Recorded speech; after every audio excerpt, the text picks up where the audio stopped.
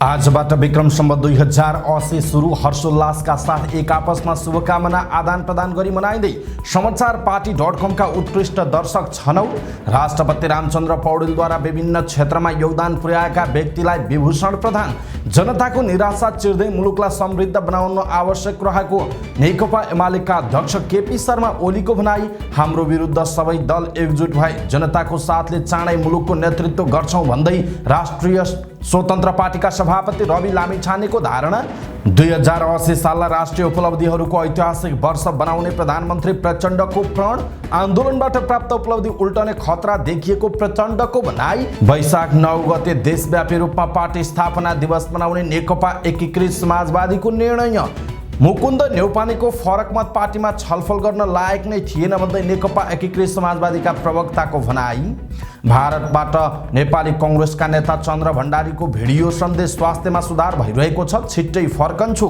कांग्रेस नेता कार्यकर्ताहरूलाई पूर्व मन्त्री बालकृष्ण खाँको निर्देशन, उपेन्द्र यादवलाई जिताउन खुलेर लाग्नुहोस्, सभामुखले बोलाएको 3 दलका शीर्ष नेताहरूको बैठक स्थगित, जनकपुर जयनगर रेल सेवा आजबाट दिनको 4 पटक सञ्चालन हुने, देशभरका वनमा डढेलो फैलियो वायु प्रदूषण, डढेलो नियन्त्रण गर्न सरकारी तह र निकायबाट प्रभावकारी पहल हुन सकेन, हुम्लामा पुग्यो सामुदायिक विद्यालयका पाठ्यपुस्तक, खाल्डोमा जमेको पानीमा डुबेर 70 मा 1 जनाको मृत्यु, 3 तह मिलेर विद्यार्थी भर्ना अभियान सञ्चालन गर्ने शिक्षा विज्ञान तथा प्रविधि मन्त्रालयको योजना, नयाँ वर्षको अवसरमा काठमाडौँको टुँडी खेलमा आज ओसो महोत्सव, नाटोको गोप्य दस्तावेज चुहाएको अभियोगमा अमेरिकी नेशनल गार्डका एक सैनिक पक्राउ, पश्चिमी अस्ट्रेलियामा आँधीका कारण हजारौं मानिसहरू विस्थापित, राष्ट्रिय फेन्सिङ प्रतियोगितामा 5 पदकसहित बागमती प्रदेश पहिलो, आइपिएल क्रिकेटमा गुजरातद्वारा पन्जाब पराजित, युरोपा लिग अन्तर्गत क्वार्टर फाइनलको पहिलो लिगमा म्यान्चेस्टर युनाइटेड र सेभियाले बराबरी खेले र समाचारको अन्त्यमा दर्शक प्रतिक्रिया समेट्नेछौँ। तपाईले हाम्रा समाचारमा प्रस्तुत गर्नुभएका कमेन्टहरू प्रस्तुत गर्नेछौँ, हामीलाई अन्तिमसम्म हेर्नुहोला। दर्शक महानुभाव नमस्कार, समाचारपाटी.com को न्यूज बुलेटिनमा यहाँलाई हार्दिक स्वागत छ। म प्रहलाद चन्द्र घिमिरे। आजबाट नयाँ वर्ष सुरु भएको छ। सर्वप्रथमत नयाँ वर्ष 2080 को हजुरलाई मेरो तर्फबाट साथै समाचारपाटी.com सम्पूर्ण परिवारको तर्फबाट धेरै धेरै शुभकामना। तपाई जहाँ भए पनि हरेक दिन हाम्रो भेट भइरहेको छ, यसैले तपाईलाई मैले धेरै धेरै सम्झिरहेको छु। आशा छ हजुरले पनि मलाई बिर्सिनु भएको छैन। हरेक दिन युट्युबमा सर्च गरेर भए पनि हामीलाई हेरिरहनु भएको छ, यसका लागि फेरि एक पटक यहाँलाई मनैदेखि धन्यवाद। 1 साल बित्यो, जीवनको इतिहासको पानामा त्यो भूतकाल भयो। हामी वर्तमानमा छौं र भविष्यका नयाँ र सुनौला योजना बनाएका छौं। 2079 सालमा बन्न नसकेका कामहरू 2080 सालमा बनुन्, म शुभकामना व्यक्त गर्छु। आशा छ यो नयाँ वर्षले हजुरको जीवनमा खुशी दिनेछ, यहाँहरू सुखी हुनुहुनेछ। समग्रमा नयाँ साल तपाईले सोचेको जस्तै होस्, सुख शान्ति समृद्धि सुस्वास्थ्य दीर्घायु र उत्तरोत्तर प्रगतिको शुभकामना। हरेक दिन कमेन्ट गर्ने सयौं दर्शकहरू हुनुहुन्छ, यहाँहरू सबैलाई 2 हात जोडेर नमस्कार भन्छु र हजुरहरूप्रति नतमस्तक छु। एकै पटक सबैलाई समेट्न सकेनौं, 2 जना नियमित दर्शकबाट सुरुवात गरेका छौं र निरन्तर यहाँलाई कम्तीमा हामीले पनि माया गरेको अनि भौतिक दूरी टाढा भए पनि सम्झिरहेको आभास गराउन मायाको चिनो प्रदान गर्ने सोच बनाएका छौं। हेरौं कतिको सफल भइनेछ। आशा छ यहाँहरूले साथ दिनुभयो भने अवश्य असफल हुनु पर्दैन। त्यसैले यसपटक हामीलाई निरन्तर हेर्ने, कमेन्ट गर्ने, साथ दिने र आफ्नो फेसबुकमा समाचारहरू शेयर गर्ने धेरै माध्यमबाट, धेरै मध्यहरूबाट यसपटक कृष्ण ओलीज्यू र जगन्नाथ कोइरालाज्यू यो वर्षको समाचारपाटी वर्ष दर्शक बन्नु भएको छ। उहाँहरूलाई धेरै धेरै बधाई छ। कृपया 9856 32 486 मेरो व्हाट्सएप नम्बर हो, सम्पर्क गर्नुहोला। यसअघि नै मैले भनिसकेको छु, यो सुरुवात हो। अब तपाईँ र हामी निरन्तर जोडिनेछौँ र निरन्तर यो सेगमेन्ट अगाडि बढ्नेछ। उहाँहरू प्रतिनिधिमूलक पात्र मात्र हुनुहुन्छ। अबदेखि हामी हरेक दिन हाम्रो समाचार हेर्ने, कमेन्ट गर्ने, हाम्रो समाचारलाई आफ्नो फेसबुकमा लगेर शेयर गर्ने साथीहरू मध्येबाट गोला प्रथाद्वारा प्रत्येक महिना 2 जना दर्शकलाई छान्नेछौँ र खास गरी सानै भए पनि मायाको चिनो प्रदान गर्ने प्रयास गर्नेछौँ। कृपया हामीसँग निरन्तर जोडिनुहोला। समाचार राम्रो लाग्छ भने आफ्नो आफन्तलाई भनिदिनुहोला, साथीभाइलाई भनिदिनुहोला, सुधार गर्नुपर्ने छ भने हामीलाई भनिदिनुहोला है त। अब अर्को प्रसङ्ग, समाचारपाटी.com मा हरेक दिन एउटा सामान्य ज्ञानसँग सम्बन्धित प्रश्न सोधिनेछ। सही उत्तर दिनेहरू मध्येबाट गोला प्रथा गरी स्पेशल गिफ्ट ह्याम्पर प्रदान गर्नेछौँ। त्यो सामान्य ज्ञानसँग सम्बन्धित जुन समाचारपाटी सामान्य ज्ञान भन्ने छ त्यो प्रश्न चाहिँ आज बिहानको समाचारबाट सुरु भइसकेको छ। तर कृपया फेक एकाउन्टबाट गरिएका कमेन्ट र अपशब्द प्रयोग गरिएका सामग्रीहरूप्रति हामी वास्ता गर्ने छैनौँ। केवल सत्य व्यक्ति सही तरिकाले सभ्य रूपमा गरिएका विश्लेषण हाम्रा लागि सधैँ अगाडि बढ्ने मार्ग निर्देश हुनेछन्। यो बाहेक धेरै साथीहरूले लोकल न्युजलाई पनि समेट्नु पर्यो भन्ने गुनासोहरूलाई सम्बोधन गरी थप परिष्कृत गरिनेछ। सकेसम्म यहाँले जान्न चाहेको सामग्री प्रस्तुत गर्ने हाम्रो प्रयास रहनेछ। यस्तै योभन्दा अगाडिबाट नै हामीले सुरु गर्दै आइरहेको बिहानमा प्रस्तुत गर्ने धेरैले मन पराउनु भएको समाचारपाटी हेल्थ टिप्स को सेगमेन्ट चाहिँ जारी नै रहनेछ। समाचारपाटी.com कसैको होइन, तर विचार गर्नुहोस् समाचारपाटी तपाईको हो। कसैको पक्षमा समाचारपाटी छैन, केवल हाम्रा भगवान रूपी दर्शकको पक्षमा छ। त्यसैले सूचना प्रवाहको बलियो आधार समाचारपाटी.com मा सधैँ ताजा महत्त्वपूर्ण तपाईलाई काम लाग्ने हेर्नै पर्ने समाचारहरू सत्य तथ्य र निष्पक्ष भई प्रसारण गर्ने जमर्को गर्नेछौँ। हामी हाम्रो धर्म छोड्ने छैनौँ, केवल हजुरको हामीलाई साथ चाहिँ चाहिन्छ, साथ दिनुहोला। आउनुहोस् आजका मुख्य समाचारहरू सुरु गरौँ हर्षोल्लासका साथ नयाँ वर्ष मनाइँदै गरेको प्रसङ्गबाट।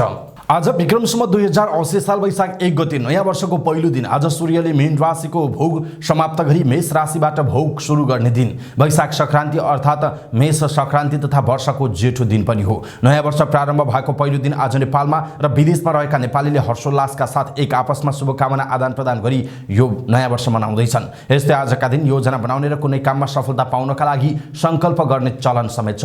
आजको दिन नयाँ कामको थालनी गर्ने परम्परा पनि रहेको छ। आज धेरैले गएको वर्ष गरेका कामको असफलता र सफलता मूल्याङ्कन गरी असफलता दोहोरिन नदिने र सफलता प्राप्त गर्न योजना बनाउने एवं सङ्कल्प गर्ने गर्दछन्। आज बिहानै स्नान गर्ने, घर कोठा आँगन सफा गर्ने तथा आफन्त परिवार र साथीभाइसँग भेटघाट गर्दै मिष्टान्न भोजन खाएर बनाएर खाने चलन छ। नयाँ वर्षको अवसरमा आज सार्वजनिक बिदा दिइएको छ। नयाँ वर्षकै अवसरमा राष्ट्रपति रामचन्द्र पौडेलले सबै नेपालीलाई शुभकामना दिनुभएको छ। शुभकामना दिँदै उहाँले राष्ट्रपतिले पारदर्शिता, जवाबदेहिता र सुशासन लोकतन्त्रको आधार स्तम्भ भएको र यिनै अवयवको सही कार्यान्वयनबाट नै लोकतन्त्रप्रति नागरिकको भरोसा जागृत हुनेमा आफू विश्वस्त रहेको बताउनु भएको छ।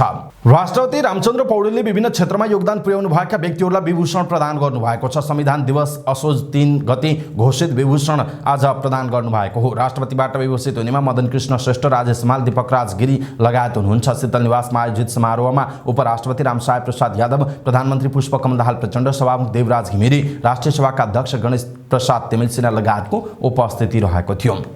पूर्व प्रधानमन्त्री तथा नेकपा एमालेका अध्यक्ष केपी शर्मा ओलीले जनतामा पैदा भएको निराशा चिर्दै मुलुकलाई समृद्ध बनाउन सबै शक्ति एकजुट भएर अगाडि बढ्न आवश्यक रहेको बताउनुभयो। नयाँ वर्ष 2080 को शुभकामना सन्देश दिँदै अध्यक्ष ओलीले राजनीतिक स्थिरता बिना विकास र समृद्धि सम्भव नभएको उल्लेख गर्नुभयो। बलियो राष्ट्रिय शक्ति निर्माण नै राष्ट्र हितको रक्षा र समृद्ध नेपाल सुखी नेपालीको राष्ट्रिय आकांक्षा, प्रतिकूलका दुष्प्रयासलाई परास्त गर्दै विकास र समृद्धितर्फको यात्रामा मुलुकलाई अगाडि बढाउन सम्भव रहेको उहाँले बताउनुभयो। अस्थिरताको लाभ लिएर राजनीतिलाई विकृत तुल्याउने र झन अन्योलपूर्ण बनाउँदै मुलुकको विकास र समृद्धिको यात्रा बिथोल्ने प्रवृत्तिलाई निस्तेज पार्न जरुरी छ। शुभकामना सन्देशमा उहाँले भन्नुभएको छ, राष्ट्रिय हितलाई तिलाञ्जली दिँदै क्षणिक र निजी स्वार्थ आधारित कूटनीतिक चरित्रका कारण राष्ट्रिय हितमाथि गम्भीर प्रहार भइरहेको पनि उहाँले बताउनुभयो।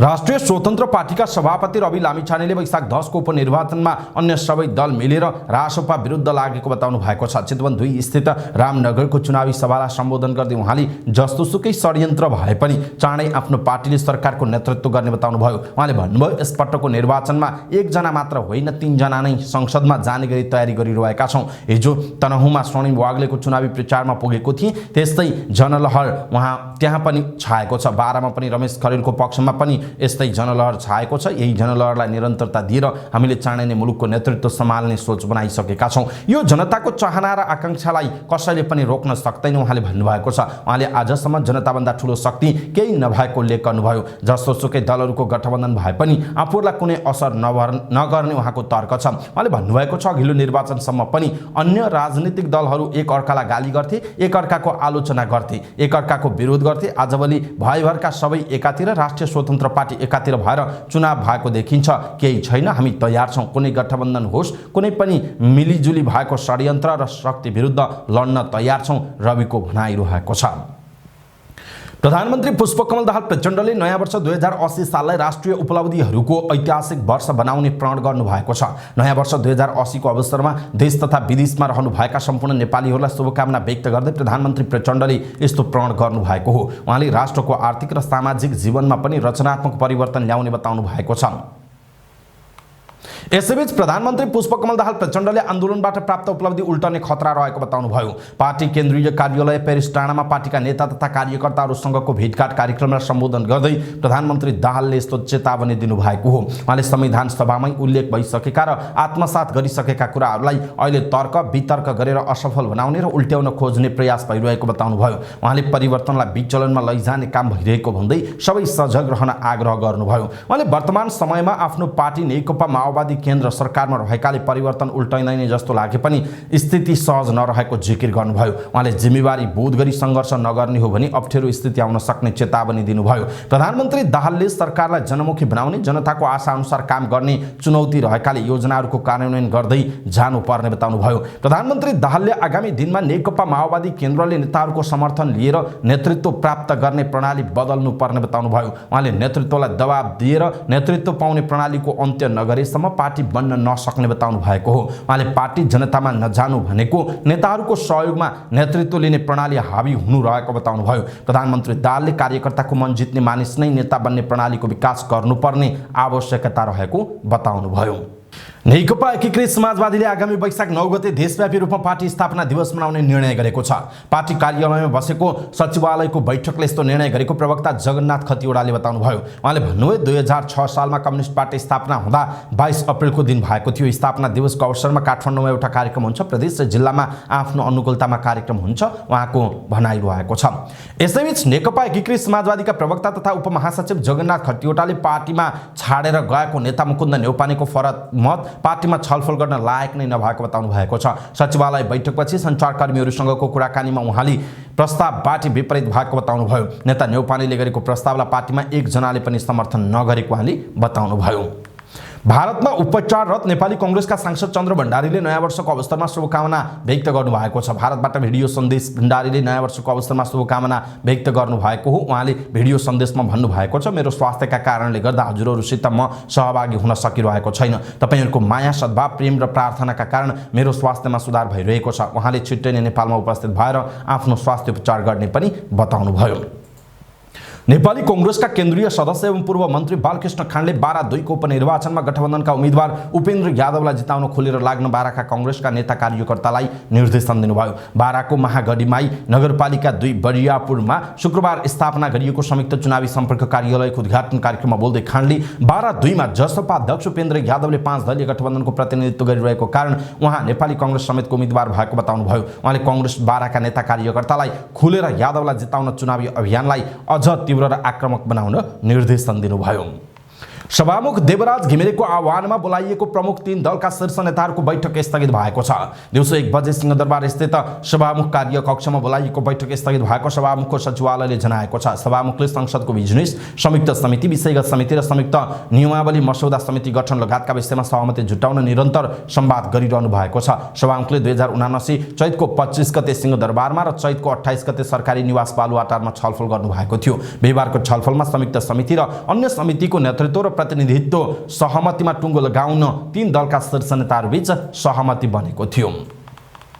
नेपालको कुर्थादेखि भारतको जयनगरसम्म आजबाट दिनको 4 पटक रेल आवत जावत गर्ने भएको छ। हाल नेपालको कुर्थादेखि भारतको जयनगरसम्म सञ्चालनमा रहेको नेपालको एकमात्र रेल सेवा नेपाल रेलवे शुक्रबारदेखि दिनको 4 पटक आवत जावत गर्दै सेवा विस्तार गरेको हो। यसअघि 2 पटक मात्र आवत जावत गर्ने गरेको रेल सेवा नयाँ वर्ष 2080 को प्रारम्भसँगै आजदेखि 4 पटक आवत जावत गर्ने गरी सञ्चालनमा आएको छ। रेलवेका महाप्रबन्धक निरञ्जन झाका अनुसार अब नेपालको कुर्थाबाट रेल बिहान 7 बजेर 15 मिनटमा र बेलुका 2 बजेर 45 मिनटमा भारतको जयनगरका लागि प्रस्थान गर्नेछ भने भारतको जयनगरबाट रेल जनकपुर धाम वा कुर्थाका लागि बिहान 9 बजेर 30 मिनट र बेलुकी 5 बजे प्रस्थान गर्नेछ। यो सेवा विस्तारसँगै रेलवेमा यात्रुको चाप कम हुने र आरामदायी यात्रा हुने विश्वास छ। यसअघि एक पटक मात्र कुर्थाबाट खुल्ने गरेको रेलमा यात्रु बस्ने सिटको अभाव र अनावश्यक भिडभाड हुने गरेको थियो। देशका विभिन्न भागमा डडेलुको संख्यामा वृद्धि भएको छ। वन विभागको तथ्याङ्क अनुसार अहिले 92 स्थानमा डडेलु लागिरहेको छ। तराईका विभिन्न भागमा जंगलहरूमा डडेलु फैलिएको छ। चितवन, पर्सा, प्युठान लगायतका क्षेत्रमा अन्यत्र भन्दा बढी डडेलु फैलिएको छ। तराई, पहाड तथा भित्री मधेसका जिल्लाका वनमा पनि डडेलु सक्रिय छ। वन विभागको अनलाइन फायर अलर्ट गर्ने मोडिस प्रणालीका अनुसार प्युठानका 15, चितवनका 14 र पर्साका 10 ठाउँमा डडेलु लागिरहेको छ। पाल्पाका 7, दाङका 6, गोर्खाका 5 स्थानमा डडेलु सक्रिय छ। डडेलुले वन्यजन्तु, बोटबिरुवा, वनस्पति, जडीबुटी र काठ दाउरा लगायतका जैविक तथा पर्यावरणीय क्षति बढ्दो छ। तर पर्याप्त बजेट नभएको भन्दै डडेलु नियन्त्रण गर्न सरकारी तह र निकायबाट प्रभावकारी पहल भएको छैन। वैज्ञानिक विधि र प्रविधिको प्रयोगमा कुनै पक्षले जोड नदिएको र डडेलु रोकथाम तथा नियन्त्रणका लागि स्थानीय बासिन्दालाई जिम्मेवार बनाउन पनि कसैले पहल नगरेकाले समस्या कायमै रहेको गुनासो छ। समयमै पाठ्यपुस्तक नपुग्ने हिमाली जिल्ला हुम्लामा यस वर्ष शैक्षिक सत्र सुरु हुनु अगावै पाठ्यपुस्तक विद्यालयमा पठाइएको छ। जिल्लाका 4 गाउँपालिकाका सामुदायिक विद्यालयमा पाठ्यपुस्तक पुगेको हो। शैक्षिक सत्र सुरु भएको महिनौं दिनसम्म पुस्तक नपाएको गुनासो गर्ने विद्यार्थीले यसपटक भने शैक्षिक सत्र सुरु भएको दिन नै पुस्तक पाउने भएका छन्। पुस्तक नपाएको दुःख सुनाउने हुम्लाका विद्यार्थीको गुनासो यस वर्ष सम्बोधन भएको छ। जिल्लाको दक्षिण भेगमा रहेका सर्कीगाड, चङ्खेली, ताजकोट र अदानचुली गाउँपालिकामा 3 दिन अगाडि नै पाठ्यपुस्तक पुगिसकेको छ। यो सँगै विद्यार्थीले वार्षिक परीक्षा हुँदासम्म हातमा किताब नहुने पीडा अन्त्य भएको छ। ताजकोटका 18 र अदानचुली गाउँपालिका 21 सामुदायिक विद्यालयमा पाठ्यपुस्तक पुर्याउने जिम्मा लिनुभएका लोकेन्द्र भण्डारीले केही दिन अगाडि सबै विद्यालयमा पुस्तक पुगिसकेको जानकारी दिनुभयो। सप्तरीमा खाल्डोमा जमेको पानीमा डुबेर एकजनाको मृत्यु भएको छ। मृत्यु हुनेमा राजविहार नगरपालिका 4 घर भई थानागाछी बस्ने 55 वर्षका गणेश शाह रहेको बताइएको छ। यसको विषयमा थप अनुसन्धान जारी रहेको सप्तरीका प्रहरी प्रवक्ता डीएससी नरेश कुमार सिंहले जानकारी दिनुभयो। राजविराज नगरपालिका 6 स्थित सडकको छेउ खाल्डोमा जमेको पानीमा डुबेर उनको मृत्यु भएको घटनाबारेमा थप अनुसन्धान भइरहेको प्रहरीले जनाएको छ। शिक्षा, विज्ञान तथा प्रविधि मन्त्रालयले सङ्घ, प्रदेश र स्थानीय तहलाई संयुक्त रूपमा विद्यालय उमेर समूहका सबै बालबालिकालाई विद्यालयमा लैजान विद्यार्थी भर्ना अभियान सञ्चालन गर्ने जनाएको छ। साथै माध्यमिक शिक्षा परीक्षा दिएका विद्यार्थीहरूलाई छोटो अवधिका लागि शिव विकास तालिम स्थानीय तहको नेतृत्व एवं समन्वयमा सञ्चालन गर्ने जनाएको छ। बिहिबार शिक्षा मन्त्री अशोक कुमार राई, जिल्ला समन्वय समिति महासङ्घ नेपाल, नेपाल नगरपालिका सङ्घ, गाउँपालिका राष्ट्रिय महासङ्घ नेपालका प्रमुख एवं पदाधिकारी र मन्त्रालयका अधिकारीहरूसहित बसेको छलफलले उक्त निर्णय गरेको मन्त्रालयले जनाएको छ। शैक्षिक सत्र 2080 को सुरुमै सबै सामुदायिक विद्यालयमा अध्ययन गर्ने विद्यार्थीलाई निःशुल्क पाठ्यपुस्तक उपलब्ध गराउने निर्णय गरेको मन्त्रालयले जारी गरेको विज्ञप्तिमा उल्लेख गरिएको छ। काठमाडौँको टोडीखेलमा आज नयाँ वर्षको अवसरमा ओशो तपोवनले ओशो महोत्सवको आयोजना गरेको छ। बिहान 9 बजेदेखि सुरु भएको महोत्सव राति 9 बजेसम्म सञ्चालन हुनेछ। महोत्सवको उपराष्ट्रपति रामसाय प्रसाद यादवले उद्घाटन गरेको आयोजकले जनाएको छ। महोत्सवमा 50,000 भन्दा बढीको सहभागिता रहने अपेक्षा गरिएको महोत्सवका संयोजक शोभिता सिंहखडाले जानकारी दिनुभयो। महोत्सवमा सबै वर्ग, उमेर, समुदाय, जात, जाति, धर्म र सांस्कृतिक व्यक्तिलाई सुहाउने विविध कार्यक्रम भइरहेको छ। उक्त महोत्सव सङ्गीत, ध्यान, साधना र अध्ययनको महोत्सव हुने सिंहखडाको भनाइ छ। महोत्सव ध्यान, मेडिटेसन, योग, गायन, नृत्य, लाइभ म्युजिक, लाफिङ मेडिटेसन, प्रत्यक्ष दोहोरी, पुस्तक प्रदर्शन, फुड फेस्टिभल, गजल वाचन र प्रहसन लगायतका कार्यक्रम सञ्चालन भइरहेको छ। युक्रेन युद्ध सम्बन्धी अमेरिकी रक्षा मन्त्रालयका झण्डै 100 वटा अति गोप्य एवं संवेदनशील दस्तावेज इन्टरनेटको माध्यमबाट चुहाएको अभियोगमा अमेरिकी नेसनल गार्डका सदस्य 21 वर्षीय ज्याक टेइसेइरालाई पक्राउ गरिएको छ। उनी मासाचुसेट्स एयर नेसनल गार्डमा कार्यरत थिए। चुहाइएका दस्तावेजबाट वाशिङटनदेखि किएभ र सोलसम्म अमेरिकाका सहयोगीलाई तर्साएको छ भने वाशिङटनका समर्थकलाई सशङ्कित तुल्याएको छ। ती दस्तावेजमा अमेरिकाले आफ्ना मित्र र शत्रु सबैको जासुसी गरेको उल्लेख छ। संयुक्त राष्ट्रसङ्घका महासचिव एन्टोनियो गुटेरेस रुस अनुकूल भनेको, उनका गतिविधि पनि निगरानी गरिएको, उनका सहयोगी बीच भएका व्यक्तिगत संवाददेखि लिएर युक्रेनमा विदेशी फौज सक्रिय रहेका विषय इन्टरनेटबाट चुहिएका थिए। युक्रेनमा उत्तर अटलान्टिक सन्धि सङ्गठन नाटो र अमेरिकाको सहयोग, बेलायत र दक्षिण कोरिया लगायत युरोपका केही मुलुकले युक्रेन युद्धप्रतिको दृष्टिकोण लगायत गुप्तचर निकायका विश्लेषण ज्याकले चुहाएको आरोप रहेको छ। पश्चिमी अस्ट्रेलियाले उत्तरी तटमा शक्तिशाली आँधी आएको छ। 315 किलोमिटर प्रति घण्टाको रफ्तारमा आएको इल्सा नामको आँधीका कारण धेरै भौतिक संरचनामा क्षति पुर्याएको बीबीसीले जनाएको छ।